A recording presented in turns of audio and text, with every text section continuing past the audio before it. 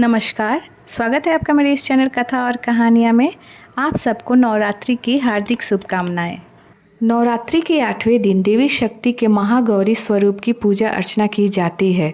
मान्यता है कि इनकी पूजा से धन समृद्धि की प्राप्ति होती है। इस दिन महागौरी की पूजा से समस्त प्रकार के दुखों का नाश होता है। वहीं देवी महागौरी की पूजा करते समय व्रत कथा का पाठ जरूरी होता है। तो आइए हम सुनते हैं माँ महागौरी की कथा। दुर्गा अष्टमी व्रत कथा के अनुसार देवी सती ने पार्वती रूप में भगवान शिव को पति रूप में प्राप्त करने के लिए कठोर तपस्या की थी।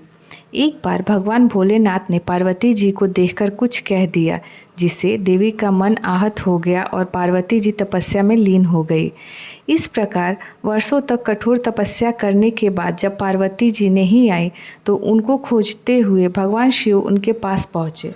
वहां पहुंचकर मां पार्वती को देखकर भगवान शिव आश्चर्यचकित रह गए। पार्वती जी का रंग अत्यंत ओजपूर्ण था। उनकी छटा चांदनी के समान श्वेत, कुंद के फूल के समान धवल दिखाई पड़ रही थी।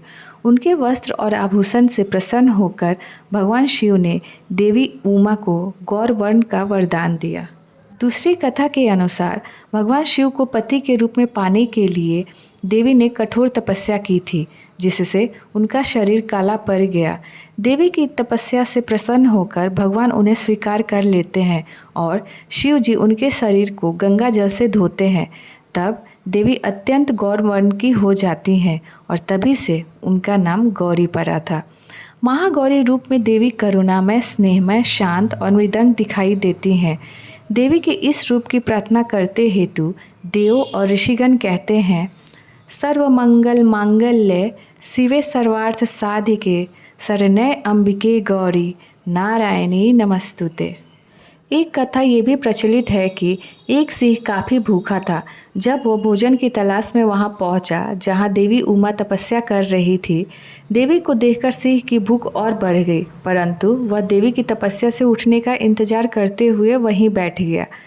इस इंतजार में वह काफ़ी कमज़ोर हो गया। देवी जब तप से उठी तो सिंह की दशा देखकर उन्हें उस पर दया आ गई और माँ उसे अपनी सवारी बना लेती हैं, क्योंकि इस प्रकार से उसने भी तपस्या की थी। इसीलिए देवी गौरी का वाहन बैल भी है और सिंह भी है। तो उम्मीद करती हूँ कि यह छोटी सी प्यारी कथा आप सबको पसंद आए और आप इस कथा को अपने फैमिली फ्रेंड्स के साथ शेयर करें। और अगर आप मेरे चैनल कथा और कहानियाँ पर नए हैं तो इसे सब्सक्राइब करना ना भूलें। तो चलिए फिर मिलते हैं एक नई कथा कहानी के साथ। तब तक जय माता दी।